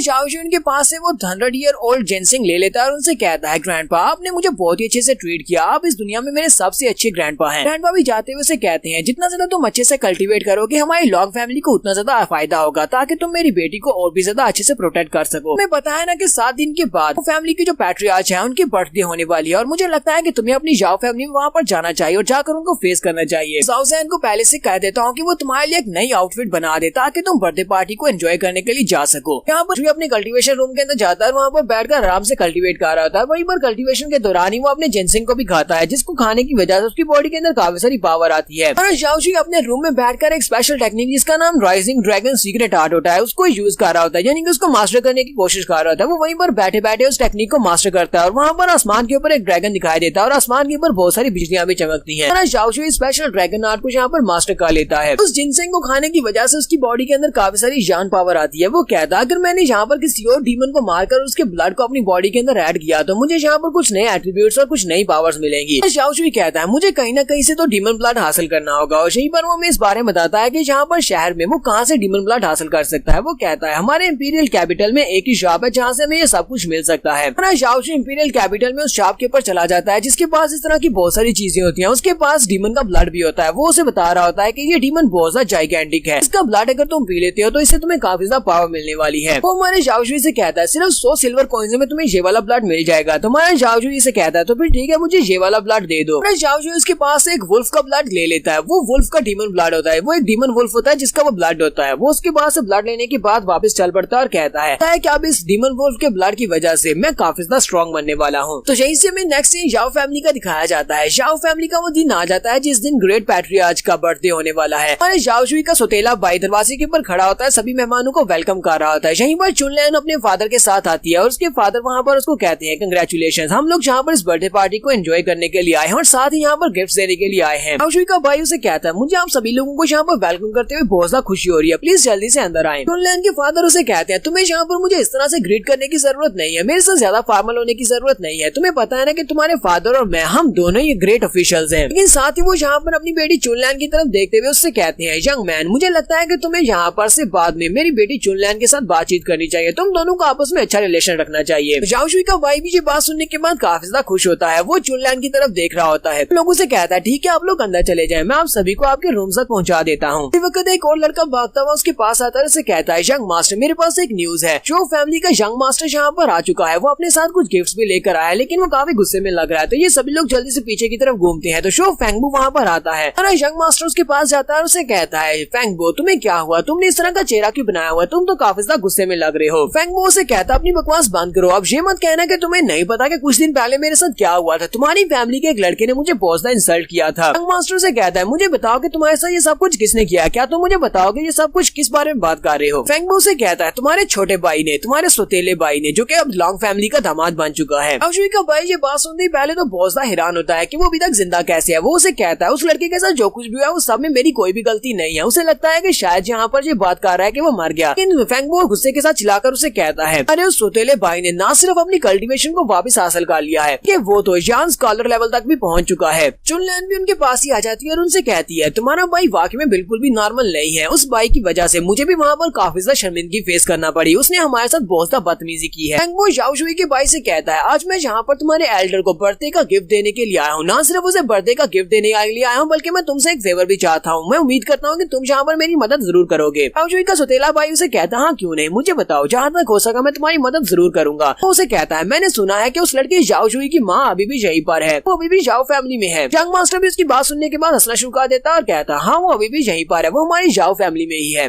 कि तुम यहाँ पर कुछ ज्यादा इंटरेस्टिंग करने वाले हो, चलो फिर ठीक है मेरे साथ आओ, मैं तुम्हें वहाँ पर लेकर चलता हूँ। जाओजुई का सोतेला भाई उनको अपने साथ लेता है तो चुनलैन के साथ उसकी दोस्त भी होती है और साथ में फेंगबू। ये चारों लोग जल्दी से उस घर की तरफ जा रहे होते हैं। घर के दरवाजे के बाहर एक नौकरानी खड़ी होती है तो जाओजुई का सोतेला भाई उससे पूछता है क्या वो कमीनी अंदर है। वो नौकरानी उसे कहती है यंग मास्टर लेडी जाओ अभी अंदर है। तो वो जल्दी से आगे बढ़ता है और उस बेचारी नौकरानी को थप्पड़ मारते हुए साइड के ऊपर फेंक देता और कहता है अपनी बकवास बंद करो, उस कमीनी औरत को यहाँ पर लेडी जाओ कहने की जरूरत नहीं है। और साथ ही वो दरवाजे पे किक मारते हुए अंदर आता है और कहता है कमीनी कहेगी कहाँ पर है तू, हमारे जाओशुई की मदर उसके सामने सर झुकाकर बैठ जाती है और उसे कहती है, यंग मास्टर आप यहाँ पर क्या करने के लिए आए हैं? उसे कहता है, घटिया औरत, चलो जल्दी से अपना सर उठाकर बात करो। मैंने तुम्हें कितनी बार कहा है कि मेरे सामने इस तरह कमीनी औरतों की तरह ना बैठ जाया करो। तो जाओशुई की मदर जब उनकी तरफ देखती है तो वो काफी ज्यादा खूबसूरत और यंग लेडी होती है। ये देखकर तो वो दोनों लड़कियां काफी ज्यादा हैरान होती हैं। चुनलियान जल्दी से आगे बढ़ती है और गुस्से के साथ उसे कहती है, तुम उस कमीने जाओशुई की माँ हो, तो चलो जल्दी से यहाँ पर हमारे सामने घुटने टेक कर अपना नाक रगड़ो और हमसे माफी की भीख मांगो अपने बेटे की वजह से। जाओशुई की मदर भी उठकर खड़ी हो जाती है और उनसे कहती है, तुम्हें मुझसे क्या चाहिए? आज तुम लोग यहाँ पर क्या करने के लिए आए हो? चुनलियान उसकी वजह से काफी गुस्सा होती है और आगे बढ़ने लगती है, जबकि उसी वक्त फेंगबो से रोक देता और कहता है, जरा रुको, मुझे इससे डील करने दो। और फेंगबो यहाँ पर ठड़कुना दिखाते हुए उसे कहता है, तुम्हें यहाँ पर कुछ भी करने की जरूरत नहीं है, अपने घुटने टेक कर माफी की भीख मांगने की जरूरत नहीं है, तुम्हें बस मुझे सर्व करना होगा। अगर तुमने मुझे यहाँ पर खुश कर दिया तो फिर ठीक है, मैं तुम्हारे बेटे की गलती को माफ कर दूंगा। तो बस सुनते ही आंटी जाओ काफी ज्यादा घबरा जाती है कि जाओशुई का सौतेला भाई आगे बढ़ता है और उसे कहता है, यंग मास्टर फेंगबो, लगता है कि तुम्हारा इसके पर दिल आ गया है। चलो फिर ठीक है, अगर तुम चाहो तो तुम इसे अपने साथ लेकर जा सकते हो, तुम इसे अपनी फैमिली में जाकर रख लेना जो, और तुम इसके साथ जो चाहे वो कर सकते हो। यंग मास्टर फेंगबो भी काफी ज्यादा खुश हो जाता है, कहता है, ये आइडिया तो काफी ज्यादा अच्छा है, लगता है कि मुझे बहुत ज्यादा मजा आने वाला है। वो आगे बढ़ता है और कहता है, उस कमीने जाओशुई की मदर तो वाकई में बहुत ज्यादा खूबसूरत है और ये अभी बहुत ज्यादा जवान भी है। उसकी थोड़ी पे हाथ लगाता है और कहता है, मुझे इस औरत को बहुत ही स्पेशल ट्रीटमेंट देना चाहिए जिससे इसे मैं हमेशा याद रहूं। हमारी जाओ आंटी इसकी वजह से रोना शुरू कर देती है और फिर साथ ही उसको झटका देते हुए कहती है, अपनी बकवास बंद करो,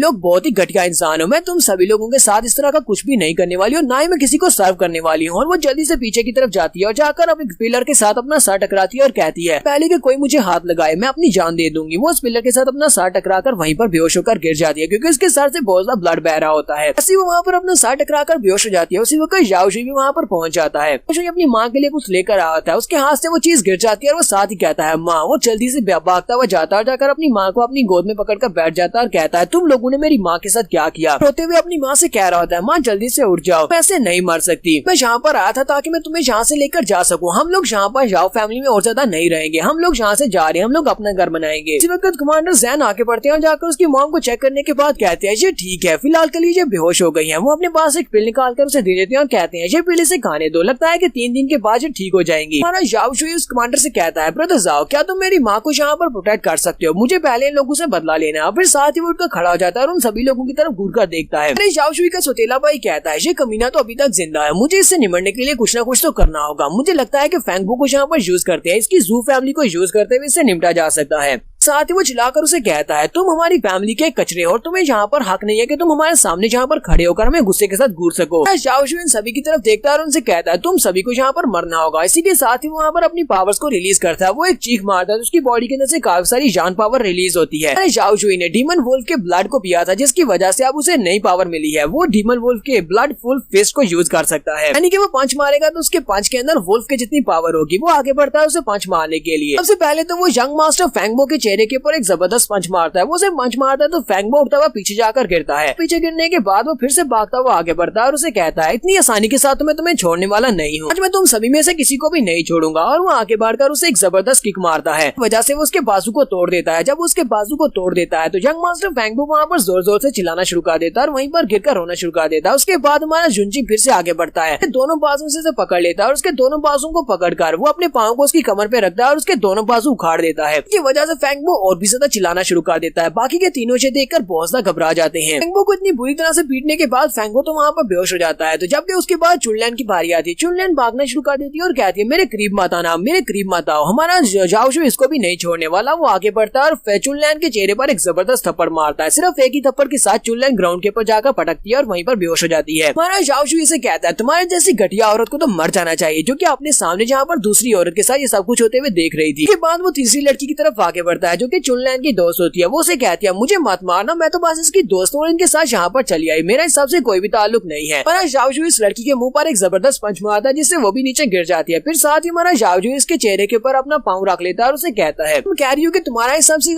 कोई भी ताल्लुक नहीं है, क्या तुम्हें लगता है कि मैं कोई बेवकूफ हूँ? अगर तुम्हारा कोई ताल्लुक नहीं तो तुम्हें इन सभी को रोकना चाहिए था। और उसके बाद लास्ट के ऊपर उसके सौतेले भाई की बारी आती है। वो उसे कहता है, मुझे पता है कि सबके पीछे तुम्हारा ही हाथ है, तुम इन सभी को यहाँ पर मेरी माँ के पास लेकर आए हो। दिला भाई उसे कहता कहता है ये तुम मेरे साथ क्या करने वाले हो, मैं तुम्हारा भाई हूँ, तुम मुझे मार नहीं सकते। क्योंकि हमारा जाओ जो इसकी बात सुनने के बाद कहता है तो तुम्हें लगता है कि तुम आज भी मेरे भाई हो, कभी तुमने मुझे अपने भाइयों की तरह ट्रीट किया। और साथ ही वो वहाँ पर चिल्लाकर उसे कहता है मैं 5 साल का था, उस वक्त तुमने मुझे इतना ज्यादा पीटा था कि मैं मरते मरते बचा था। उसके बाद तुमने एक क्रोकोडाइल को पकड़ने के लिए मुझे पानी के अंदर फेंक दिया था, मैं याद है उस वक्त भी मैं मरते मरते बचा था। फिर साथ ही वो अपनी माँ की तरफ देखता और कहता है मेरी माँ यहाँ पर हर रोज बहुत मेहनत करती है और तुम सभी लोग उसे खाने के लिए क्या देते थे, अपना बचा कुचा बहुत ही घटिया खाना उसे खाने के लिए देते थे, लेकिन फिर भी मेरी माँ ने मुझे पाल पोस कर इतना बड़ा किया। इसके साथ ही तुमने मुझे बहुत ज्यादा पीटा और ये सब कुछ तुम अपने भाई के साथ कर रहे थे, क्या उस वक्त तुम्हें ख्याल नहीं आया कि मैं तुम्हारा भाई हूँ। सौतेला भाई उसे कहता है वो तो सिर्फ और सिर्फ मिसअंडरस्टैंडिंग थी, तब तो हम लोग छोटे बच्चे हुआ करते थे। शाओशी वहीं पर अपनी डीमन पावर्स को रिलीज करता है, अपने 5वें पावर को गैदर करता है और उसे कहता है नहीं आज तुम बिल्कुल भी मेरे हाथों से नहीं बच सकते, आज तो तुम्हें मरना होगा। उसे पंच मारने के लिए आगे बढ़ता है और उसे पंच मारने लगता है। उसी वक्त वहाँ पर बीच में एक एल्डर आ जाते हैं और एल्डर आकर उसके हाथ को वहीं पर पकड़कर उसको ब्लॉक कर लेते हैं। वो जाओ से कहते हैं क्या तुम्हें वाकई में लगता है कि तुम्हारे अंदर इतनी ज्यादा हिम्मत है कि तुम हमारी जाओ फैमिली के ऊपर इस तरह अटैक कर सको, तुम हमारे यंग मास्टर को इस तरह नहीं मार सकते। साथ ही यंग मास्टर चिल्लाकर उस एल्डर से कहता है हाउसकीपर फैंग प्लीज इसको पकड़ कर रखो, मैं अभी अपने गार्ड्स को बुलाता हूँ, वो आकर इसको सबक सिखाते हैं। वो चिल्लाकर अपने गार्ड से कहता है गार्ड्स जल्दी से यहाँ पर आओ और आकर इसको पकड़ लो। हाउसकीपर फैंग भी कहते हैं चलो जल्दी से गार्ड्स आगे बढ़ो, इस लड़की को यहीं पर पकड़ लो, इसको बंदी बना लो। हमारे जाओ के साथ उसका जनरल भी होता है, वो जनरल उन लोगों से कहता है तुम लोगों की हिम्मत कैसी हुई यहाँ पर लॉन्ग फैमिली के दामाद के ऊपर हाथ डालेगी, क्या तुम्हें लगता है कि मैं यहाँ पर नहीं हूँ, मैं भी यहीं पर खड़ा हूँ। अगर किसी ने भी हमारी लॉन्ग फैमिली के दामाद के हाथ लगाने की भी कोशिश की तो इसका मतलब यह है कि वो लॉन्ग फैमिली का दुश्मन है और तुम लोगों को पता है कि लॉन्ग फैमिली का दुश्मन होना कैसा है। तो हाउसकीपर फैंग उसे कहता है ये सभी लोग जाओ फैमिली के मेंबर्स है और ये लड़का भी जाओ जुई, ये लड़का भी हमारी जाओ फैमिली का लड़का है, अब लॉन्ग फैमिली का कोई भी काम नहीं है, इसलिए तुम यहाँ से दफा हो जाओ। कि हमारा जाओ आगे से हंसना शुरू कर देता है और उसे कहता है क्या तुम्हें वाकई में लगता है कि तुम यहाँ पर जो भी बात कर रहे हो उसकी कोई सेंस है, तुम तो बहुत ज्यादा मजाक किया हो, मैं कब से जाओ फैमिली का मेंबर बन गया, सभी लोगों ने कभी मुझे अपनी जाओ फैमिली का मेंबर समझा ही नहीं, लोगों ने कभी मेरी माँ और मुझे हम दोनों को कभी भी जाओ फैमिली समझा है। इसी के साथ ही हमारा जाओ जो उसके ऊपर अटैक करने के लिए आगे बढ़ता है और उसे कहता है मैं उसको मार डालूंगा जिसने मेरी माँ को हाथ लगाया है। इन लोगों को लगता है कि जो लोग मेरी माँ को मार सकते हैं तो इन लोगों को भी यहाँ पर मरना पड़ेगा। तो हमारा जाओ जो उसके ऊपर फिर से पंच मारने के लिए आगे बढ़ता है, जबकि हाउसकीपर फैंग भी उसके पंच के साथ अपने पंच को टकराता है। दोनों जब अपने पंचेस को टकराते हैं तो हाउसकीपर फैंग भी जल्दी से जाम करते पीछे की तरफ हट जाता है और उसे कहता है तुम तो बिल्कुल एक बेकार लड़के हुआ करते थे, तुम्हारी मेडियंस तो बर्बाद हो चुकी थी, अब तुम्हारे पास ये कल्टीवेशन की पावर कहाँ से आ गई, लगता है कि तुमने कुछ एलिक्सर्स को खाकर वक्ती तौर पर अपनी एनर्जी को बढ़ा लिया है। हमारा जाओ शुई अपने पाँव के अंदर अपनी एनर्जी को रिलीज करता है और ग्राउंड के ऊपर जोर डालते हुए ऊपर की तरफ जाम करते हुए आगे बढ़ता है और हाउसकीपर फैंग को एक जबरदस्त किक मारता है। हाउसकीपर फैंग को किक मारता है और हाउसकीपर फैंग अपने बाजू को सामने करते हुए उसकी किक को ब्लॉक करते हैं, लेकिन वो काफी दूर जाकर पीछे गिरते हैं। यहाँ पर मास्टर फैंग को भी पता चल जाता है कि ये लड़का काफी ज्यादा स्ट्रॉन्ग है, कि इसके पास काफी सारे स्किल्स और इसकी स्ट्रेंथ तो काफी ज्यादा है, इसकी उम्र के लिहाज से स्ट्रेंथ ज्यादा है। ये देखकर यंग मास्टर जो कि इसका सौतेला भाई है और बाकी के सारे गार्ड्स भी देखकर बहुत ज्यादा हैरान होते हैं। तो मास्टर फैंग जल्दी से अपने हाथ में अपनी पावर्स को रिलीज करते हैं और उसे कहते हैं हाँ ये बात ठीक है कि तुम काफी स्ट्रॉन्ग हो, लेकिन तुम इतने ज्यादा स्ट्रॉन्ग नहीं हो कि तुम मेरे जैसे एक एक्सपर्ट का मुकाबला कर सको। यहाँ पर अपने एक स्पेशल मूव जिसका नाम विगरस वाटर होता है उसको यूज करते हैं और अपने हाथ को जो एनर्जी होती है उसको वाटर में चेंज कर लेते हैं और वाटर की शेप में उसके ऊपर बुलेट्स फेंकते हैं। हमारा जाओ शुई सामने से आने वाले वाटर को अपने बाजू के साथ वहाँ पर ब्लॉक करता है, वो सारे का सारा वाटर उसकी बॉडी के ऊपर लगता है जिससे हमारा जाओ शुई उड़ता हुआ पीछे जाकर दीवार के साथ पटकता है। हाउसकीपर फैंग बड़ी स्पीड से आगे बढ़ता है और कहता है तो फाइनली आज वो दिन आ चुका है जब मैं अपनी जाओ फैमिली से कचरे को खत्म करने वाला हूँ। ऐसे वो हमारे जाओ शुई के ऊपर अटैक करने के लिए आगे बढ़ता है। उसी वक्त कमांडर जल्दी से भागते हुए आगे बढ़ता है, उससे कहता है दामाद मैं तुम्हें यहाँ पर बचाने के लिए आ रहा हूँ। हमारे जाओ शुई को बचाने के लिए जब आगे बढ़ रहा होता है उसी वक्त रास्ते में उसे पंच पड़ता है और वो जल्दी से जाम करते हुए पीछे हट जाता है। तो यहाँ पर एक और एल्डर आ जाता है जो कि जाओ फैमिली का एल्डर है। इसको पंच खाने के बाद वो कहता है ऐसा कैसे हो सकता है, मैं एक जान लेवल का जनरल हूँ जो कि बहुत ही जल्दी एक जान जनरल बनने वाला हूँ,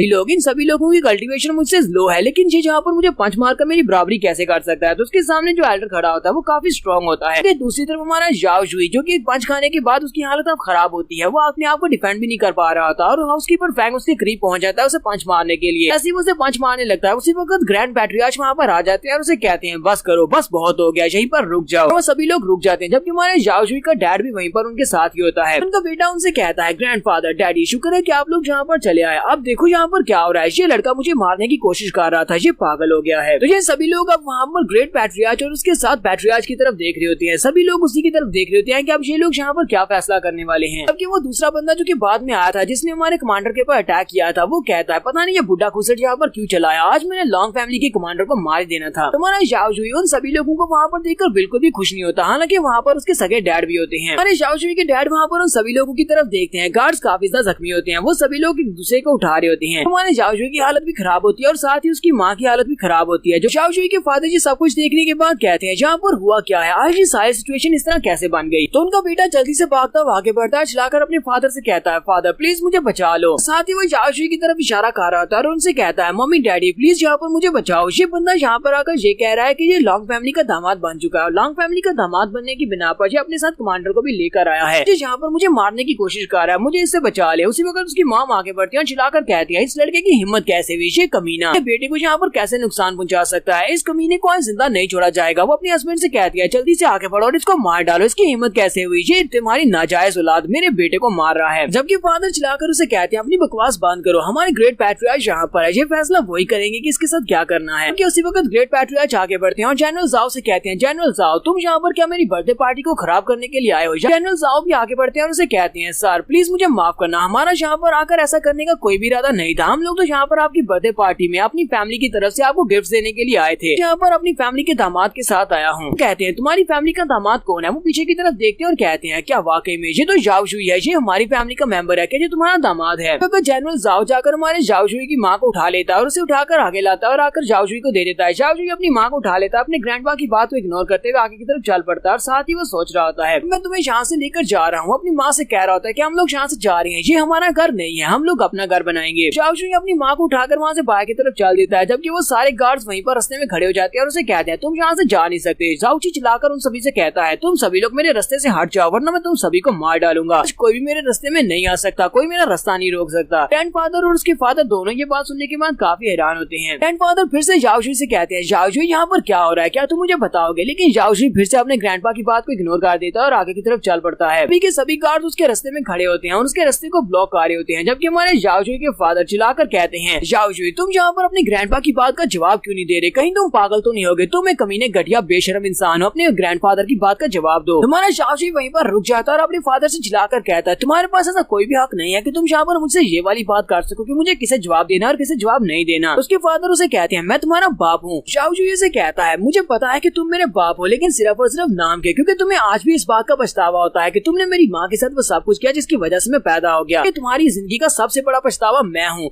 तुम्हें इस बात से बहुत ज्यादा शर्मिंदगी होती कि मैं तुम्हारा बेटा क्यों हूँ। तुम्हें अब परेशान होने की जरूरत नहीं है, मैं अपनी माँ को यहाँ से लेकर जा रहा हूँ, हम लोग यहाँ पर नहीं रहेंगे। आज के बाद मैं दोबारा कभी भी जाओ फैमिली में वापस नहीं आऊंगा, मेरा जाओ फैमिली के साथ आज के बाद से कोई भी ताल्लुक नहीं है। फिर साथ ही हमारा जाओ वहाँ पर अपने बाप को धमकी दे देता है। वो उसे कहता है अब इस बात को ध्यान में रखना, अगर मेरी माँ इन जख्मों की वजह से मर जाती है तो उसके बाद तुम्हें अपने बेटे का बहुत सा ध्यान रखना पड़ेगा। मैं तुम्हारे बेटे को तुम्हारे घर में घुस कर मारूंगा। और हमारे जाओ का सोतेला भाई भी ये बात सुनने के बाद काफी ज्यादा घबरा जाता है। अदर गुस्से के साथ चिल्लाकर उसे कहते हैं तुम किस की बकवास कर रहे हो। तो शाओशुई फिर से उसे कहता है मेरी बात को हमेशा याद रखना, अपने बेटे को अच्छे से प्रोटेक्ट करो, किसी वक्त इसके ऊपर मैं अटैक करके इसको मार सकता हूँ। फिर साथ ही वहाँ पर चुनलैन के फादर से भी कहता है तुम्हें भी यहाँ पर अपनी बेटी का बहुत सा ध्यान रखना होगा क्योंकि वो भी सब में शामिल थी, इसलिए किसी वक्त भी आकर मैं उसको मार सकता हूँ। यहाँ पर जिन लोगों ने भी मेरे साथ ज्यादती की है मैं उन सभी को नहीं भूलने वाला। फिर शाओशुई अपनी मदर को उठाता और कहता है मदर चलो यहाँ से चलते हैं। और जनरल जाओ भी उसके साथ ही होता है। ये लोग वहाँ से बाहर की तरफ चल पड़ते हैं। उसी वक्त वहाँ पर नैन किलिंग फैमिली का एक यंग मास्टर भी होता है। वो भी जल्दी से भागता हुआ बाहर निकलता और कहता है जाओ फैमिली वाले बहुत बड़े बेशर्म है, मुझे यहाँ पर नहीं रहना है, यंग मास्टर मुझे भी अपने साथ ले चलो। और वो भी उनके पीछे पीछे भाग पड़ता है। तुम्हारे ग्रैंडपा अपने पोते को यहाँ पर जाते हुए देखकर उन सभी लोगों से कहती हैं अब मेरा बर्थडे पार्टी मनाने का कोई भी मूड नहीं है, आज की पार्टी यहीं पर कैंसिल की जाती है, सभी लोगों को वापस भेज दो। साथ ही उन सभी से कहते हैं सभी लोग यहाँ से चले जाओ। तो सभी लोग उनकी नजरों के सामने से चले जाते हैं। तो नेक्स्ट सीन में लॉन्ग फैमिली का दिखाया जाता है। शाओशुई अपनी मदर को उठाकर बड़ी स्पीड से भागता हुआ अपनी लॉन्ग फैमिली में वापस आता है और चिल्लाकर अपने ग्रैंडफादर से कह रहा होता है ग्रैंडफादर कहाँ है, आप जल्दी से यहाँ पर आए, मेरी माँ की जान बचाएं। नेक्स्ट सीन में उनके रूम का दिखाया जाता है। उसके ग्रैंडफादर वो अपनी एनर्जी को यूज करते हुए उसकी माँ को हील करते हैं और उसे कहते हैं तुम्हें बिल्कुल परेशान होने की जरूरत नहीं है। यहाँ पर एक स्पेशल मेडिसिन को यूज किया जिसे 1000 ईयर फाउंटेन ऑफ लाइफ कहते हैं। उसको यूज करने की वजह से तुम्हारी माँ दोबारा से बिल्कुल ठीक हो जाएगी। माँ आंखें खोलती है और उसे कहती है जाओ क्या तुम ठीक हो। हमारा शाओशुई भी भागता हुआ अपनी माँ के पास आता है और उसे कहता है हाँ मैं बिल्कुल ठीक हूँ। तो बहुत ही अच्छी बात है कि तुम्हें यहाँ पर होश आ गई और तुमने आंखें खोल दी। उसके बाद हमारा जाओ जल्दी से अपने ग्रैंडपा के सामने घुटने टेक देता है और कहता है ग्रैंडपा आपका बहुत बहुत शुक्रिया, जब भी मैं मुश्किल में होता हूँ आप मेरी बहुत सा मदद करते हैं। ग्रैंडपा उसे कहते हैं तुम्हें यहाँ पर मेरे सामने मुझे थैंक यू बोलने की जरूरत नहीं है, हम लोग एक ही फैमिली का हिस्सा है, तुम मेरे दामाद हो, तुम लॉन्ग फैमिली का भी एक हिस्सा हो। यहाँ पर जो स्पेशल एलिक्सर को यूज किया है वो एक बहुत ही स्पेशल एलिक्सर है, वजह से न सिर्फ तुम्हारी मॉम के जख्म हील हो जाएंगे बल्कि उनके लाइफ स्पैन में भी इजाफा होगा, वो कम से कम 10 साल और जी सकती हैं। तो शाओ भी ये बात सुनने के बाद काफी ज्यादा खुश हो जाता है। फिर साथ ही उसकी नजर हम अपने ग्रैंडपा के हाथ के ऊपर एक स्पेस रिंग के ऊपर पड़ती है। वो ग्रैंडपा से कहता है ग्रैंडपा ये आपके हाथ में तो एक स्पेस रिंग है, सुना है कि बहुत सारे पावरफुल लोग हैं सिर्फ वही इस तरह की स्पेस रिंग को रख सकते हैं, क्योंकि इसको यूज करने के लिए आपको काफी सारी स्ट्रेंथ की जरूरत पड़ती है। हमारा झाओ शुई अपने ग्रैंडपा से कहता है, ग्रैंडपा मुझे भी एक स्पेस रिंग चाहिए, मैं आगे जाकर बहुत ज्यादा स्ट्रॉन्ग बनूंगा और उसके बाद मुझे अपने लिए एक स्पेस रिंग चाहिए होगी। और झाओ फैमिली वालों को तो मैं बिल्कुल भी माफ नहीं करूंगा, मेरा वेंजेंस अभी कंप्लीट नहीं हुआ।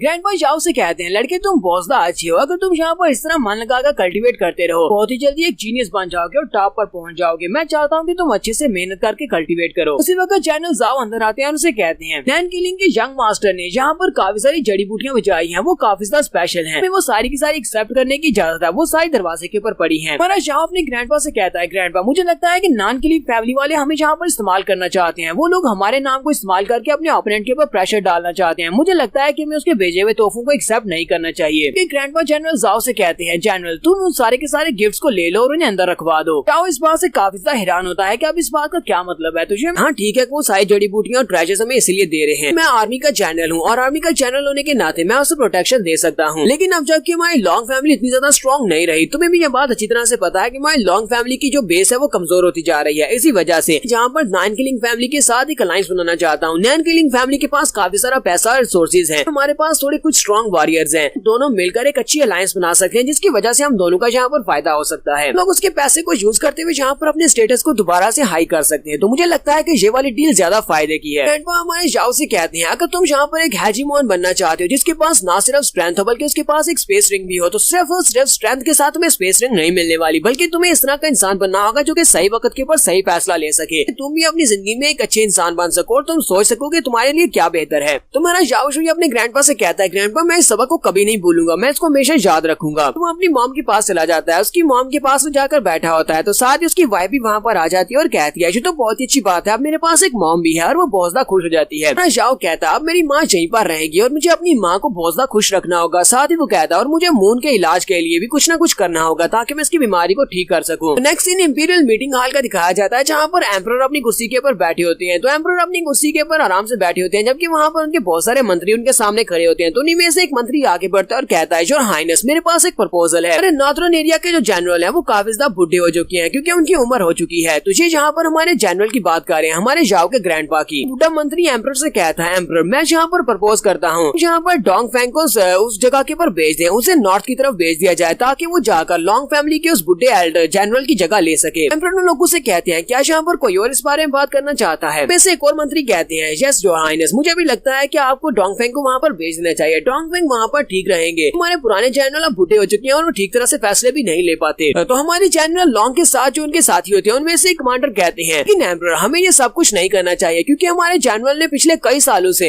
एरिया को अच्छी तरह से प्रोटेक्ट करके रखा है और उन लोगों ने आर्मी को बड़ी अच्छे से संभाल कर रखा हुआ है। इसलिए मुझे नहीं लगता कि डोंग फैंग को अचानक से कर वहाँ पर भेज दिया जाएगा और हमारे जनरल को डिपोजिशन किया जाएगा, तो इससे आर्मी का मोरल बुलंद होगा। इसलिए मुझे नहीं लगता कि इनको रिप्लेस करने की जरूरत है। तो एम्परर उनकी बातें सुनने के बाद कहते हैं, जनरल लॉन्ग तो आपका इस बारे में क्या ख्याल है कि आप वाकई में बूढ़े हो चुके हैं और अपनी जिम्मेदारी को पूरा नहीं कर सकते? अरे ग्रैंडपा से कहते हैं, सर आपको जैसा ठीक लगे आप वैसा कर सकते हैं, मुझे इस सब से कोई भी आपत्ति नहीं है। एम्परर वहाँ पर उसकी बात सुनने के बाद ऑर्डर्स देते हैं, तो फिर ठीक है डोंग फैंग को वहाँ पर नया जनरल बना दिया जाए, उसे वहाँ पर नॉर्थ की तरफ भेज दिया जाए। इसी के साथ ही वो वहाँ पर सभा को बर्खास्त कर देते हैं। तो ये सभी लोग वापस की तरफ आ रहे होते हैं। तो हमारे जनरल लॉन्ग के साथ उनके जो लोग होते हैं उनसे कहते हैं, सर आपने ये क्या किया? तो वहाँ पर ये सब कुछ नहीं कहना चाहिए था, ये तो बहुत ही बुरी बात है कि उन्होंने आपको आपकी जनरल की पोस्ट से डिपोस्ट कर दिया है। ऐसे तो कभी भी इन मंत्रियों ने मिलिट्री के मामलात में दखलंदाजी नहीं की, तो आज ये मंत्री यहाँ पर आपको डिपोस्ट करने के लिए क्यों रेडी है? ग्रैंडपा से कहते हैं, गानू क्या तुमने देखा नहीं, इन मंत्रियों को इस सबसे बहुत ज्यादा फायदा होने वाला है, उन्हें जानबूझकर मुझे वहाँ से डिपोस्ट करवाया ताकि वो डोंग फैंग को वहाँ पर तैनात करवा सके, जिससे इनकी फैमिलीज को बहुत ज्यादा फायदा होगा। ऐसे मुझे इस बात से ज्यादा फर्क नहीं पड़ता, मैं वापस जा रहा हूँ। और वो वहाँ से वापस की तरफ मुड़ पड़ते हैं। जब वो घर आते हैं तो वहाँ पर हमारा झाओ बैठा किताब पढ़ रहा होता है। ग्रैंडपा वहाँ पर आते हैं और उसे कहते हैं, मुझे पता चला है कि तुम रोजाना स्टडी रूम में बैठकर बुक्स पढ़ते हो, ये तो बहुत ही अच्छी बात है क्योंकि इंपीरियल अकेडमी या रॉयल अकेडमी बहुत ही जल्दी स्टार्ट होने वाली है। चाहता हूँ कि इस बार की एग्जामिनेशन में तुम भी जाओ और जाकर एग्जाम्स दो, क्या पता तुम्हारी सिलेक्शन भी हो जाए। तो झाओ उनसे कहता है, ग्रैंडपा क्या मैं वाकई वहाँ पर जाकर एग्जामिनेशन दे सकता हूँ? अगर मुझे एग्जाम्स को देने का मौका मिला तो मैं एग्जाम्स को पास करूंगा, बहुत ज्यादा मेहनत करूंगा ताकि मैं एग्जाम्स को पास करके रॉयल अकेडमी का स्टूडेंट बन जाऊँ। ग्रैंडपा के चले जाने के बाद हमारा झाओ कहता है, मेरे मंकी ने कुछ ऋषि मशरूम्स को चोरी करके लाया था, वो सब मेरे लिए लेकर आया था ताकि मैं जल्दी से अपनी कल्टीवेशन को बढ़ा सकूं। तो फिर ठीक है, उन सारे ऋषि मशरूम्स की स्पिरिट एनर्जी को अपनी बॉडी में एब्जॉर्ब करने का वक्त आ चुका है। तो पहले की एग्जामिनेशन स्टार्ट हो, मुझे एग्जाम्स के स्टार्ट होने से पहले अपनी एनर्जी को बढ़ाना होगा। तो वहीं पर बैठ जाता है और बैठ कर उस सारे के सारे मशरूम्स की एनर्जी को अपनी बॉडी में एब्जॉर्ब करना स्टार्ट करता है। तो ये हमारा नेक्स्ट सीन एक होटल का दिखाया जाता है, जहाँ यहाँ पर एक बंदा कहानी सुना रहा होता है कुछ जनरल्स के बेटों की। वो सुना रहा होता है कि वार के दौरान बहुत सारे जनरल्स के बेटे मारे गए, उनमें से एक बेटा अभी तक जिंदा है जो कि जख्मी है और क्रिपल होने के बाद वो अब बिस्तर के ऊपर पड़ा है। पिछले 3 साल से वो बिस्तर के ऊपर पड़ा है। कल्टीवेशन भी क्रिपल है और उसकी बॉडी भी क्रिपल हो चुकी है, वो उठकर चल फिर नहीं सकता। हमारा जाओ जहाँ पर उस बंदे से मिलने के लिए आया होता है, वो उस होटल के रूम में आता है जहाँ पर से एक औरत पहले से भागती हुई बाहर निकल रही होती है, क्योंकि अंकल वहाँ पर अपने रूम में किसी को भी आने नहीं देते, वो वहाँ पर गुस्सा करते होते हैं। तो जाओ वहाँ पर जाता है तो वो उसे चिल्लाकर कहते हैं, कौन है जहाँ पर? मैंने तुम लोगों से कहा भी था कि कोई भी मेरे रूम में मत आना, दफा हो जाओ, जहाँ पर मत आओ। तो जाओ अंदर आने के बाद उनसे कहता है, अंकल मैं जाओ जुई हूँ। जैसे वो अंकल के पास आकर बैठता है, उसे अंकल उसे कहते हैं, जाओ जुई जी क्या तुम्हारे पास तो कल्टीवेशन की पावर आ गई है, लेकिन तुम तो बिल्कुल बेकार इंसान थे, तुम तो एक कचरा हुआ करते थे। तो इनसे कहता है, हाँ अंकल पहले मैं ऐसे ही हुआ करता था, लेकिन अब दोबारा से मैंने अपनी कल्टीवेशन को हासिल कर लिया है। मेरे पास एक तरीका भी है जिससे मैं आपका भी इलाज कर सकता हूँ। तो अंकल उस बात को सुनते ही बहुत ज्यादा गुस्सा हो जाते हैं और कहते हैं, क्या तुम मेरे साथ मजाक कर रहे हो? कोई भी मेरा इलाज नहीं कर सकता। ग्रैंडपा भी यहाँ पर मेरी मदद नहीं कर पाए, ग्रैंडपा भी मेरी मेडिकल्स को दोबारा से ठीक नहीं कर पाए और तुम्हें लगता है कि तुम मेरा इलाज कर सकते हो। जाओ अपने अंकल से कहता, अंकल आपको यहाँ पर थोड़ा सब्र रखना होगा, बहुत ही जल्दी मैं वापस आऊंगा।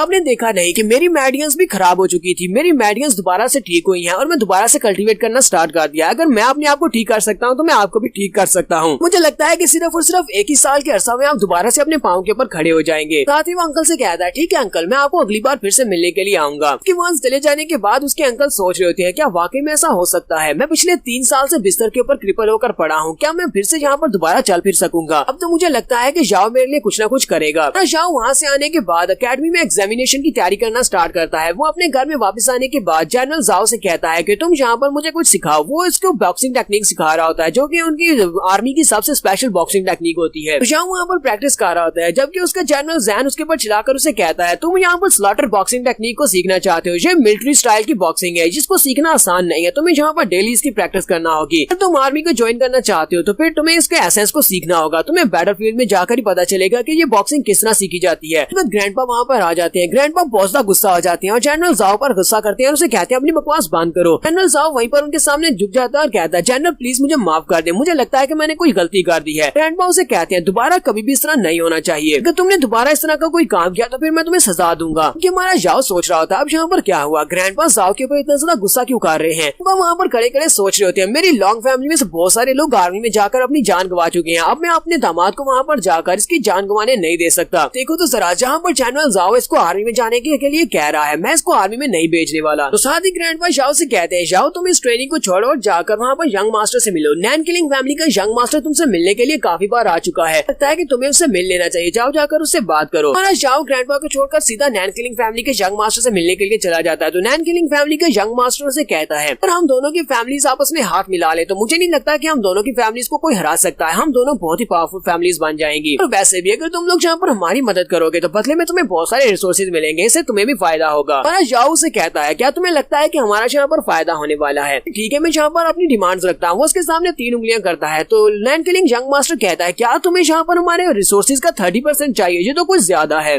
ठीक है कि हम लोग मुश्किल में हैं, लेकिन इतने भी मुश्किल में नहीं है कि तुम यहाँ पर हमारा फायदा उठा लो। साथ ही वो रोना शुरू कर देता है। तो जाओ आगे बढ़ता है और उसे कहता है, बस भी करो, मुझे लगता है कि ये वाली डील बहुत ज्यादा अच्छी है। ठीक है, हमारी इस नई दोस्ती के नाम चलो हम लोग कैनिबल पवेलियन में चलते हैं और जाकर सेलिब्रेट करते हैं। तो यंग मास्टर नैन किलिंग उसे कहता है, लेकिन बॉस वो वाला कैनिबल पवेलियन वो तो बंद हो चुका है। जाओ उसे कहता है, लेकिन ऐसा कैसे हो सकता है, वो कैसे बंद हो गया? यंग मास्टर नैन किलिंग उसे कहता है, उसके ऊपर किसी ने कब्जा किया हुआ है, इसी वजह से हमें उसे बंद करना पड़ा। जाओ उसे कहता है, अब जबकि तुम्हारी प्रॉपर्टी का 30% हमारा है, इसका मतलब यह है कि वो कैनिबल पवेलियन के ऊपर हमारा भी 30% हक है, तो हम लोग वहाँ पर जा सकते हैं। ऐसा कौन है जो कि हमारी लॉन्ग फैमिली के कैनिबल पवेलियन के ऊपर कब्जा कर सकता है? चलो मेरे साथ आओ। हमारा जाओ अपने साथ जनरल जाओ को भी लेता है और साथ में अपनी फैमिली के कुछ लोगों को लेता है और साथ ही नैन किलिंग यंग मास्टर होता है। ये सभी लोग चल पड़ते हैं कैनिबल पवेलियन को बचाने के लिए। ये सभी लोग बड़ी बहादुरी के साथ चलते हुए जा रहे होते हैं। जबकि नेक्स्ट सीन रात के वक्त का दिखाया जाता है। रात के वक्त ग्रैंडपा कहते हैं, तो फाइनली तुम लोग वापस आएंगे, पूरा दिन तुम लोग कहाँ पर थे? अरे जाओ और साथ में जनरल जाओ, उन दोनों बेचारों को बहुत ही बुरी तरह से मार पड़ी होती है। तो ग्रैंडपा उन दोनों से कहते हैं, तुम दोनों की ये हालत कैसी हुई, क्या तुम कहीं से मार खाकर आए हो? जाओ अपने ग्रैंडपा से कहता है, ग्रैंडपा कुछ भी नहीं, हम लोगों ने तो कुछ लोगों के साथ पंगा लिया था, वो लोग हमारे एक होटल के ऊपर कब्जा करके बैठे हुए थे, तो हम लोगों को जाकर उनको सबक सिखाना पड़ा, हमने उन्हें अच्छा सबक सिखाया है। ग्रैंडपा उनसे कहते हैं, ये तो तुम लोगों ने बहुत ही अच्छा किया, कभी भी फाइट में मार खाकर वापस मत आना और उनको अच्छी तरह से सबक सिखा कर आना, ताकि उन्हें पता चले कि लॉन्ग फैमिली वाले कितने ज्यादा पावरफुल हैं। यहीं पर ग्रैंडपा हमारे जाओ को बताते हैं कि तुम्हारी रॉयल एकेडमी के एग्जाम स्टार्ट होने वाले हैं, कल का दिन निकाल कर परसों वो टेस्ट स्टार्ट होंगे और तुम्हें अच्छी तरह से तैयारी करना होगी। इसलिए हमारी सीरीज यहाँ पर स्टार्ट होने वाली है। एकेडमी में जाकर जो एग्जाम देगा और उसके बाद ज्यादा मजा आने वाला है। नैन किलिंग फैमिली का सीन भी दिखाते हैं। नैन किलिंग फैमिली के जो फादर होते हैं वो अपने बेटे को देखकर काफी खुश होते हैं और कहते हैं तुम फाइनली वापस आ ही गए। बेटे को देखते हैं तो उस बेचारे की हालत भी काफी खराब होती है, वो भी मार खा कर आया था। फादर उसे कहते हैं ये क्या, तुम्हें क्या हुआ? मैंने तुम्हें वहाँ पर भेजा था उनकी यंग मास्टर के साथ निगोशिएट करने के लिए, लेकिन तुम तो वहाँ से मार खा कर आए हो।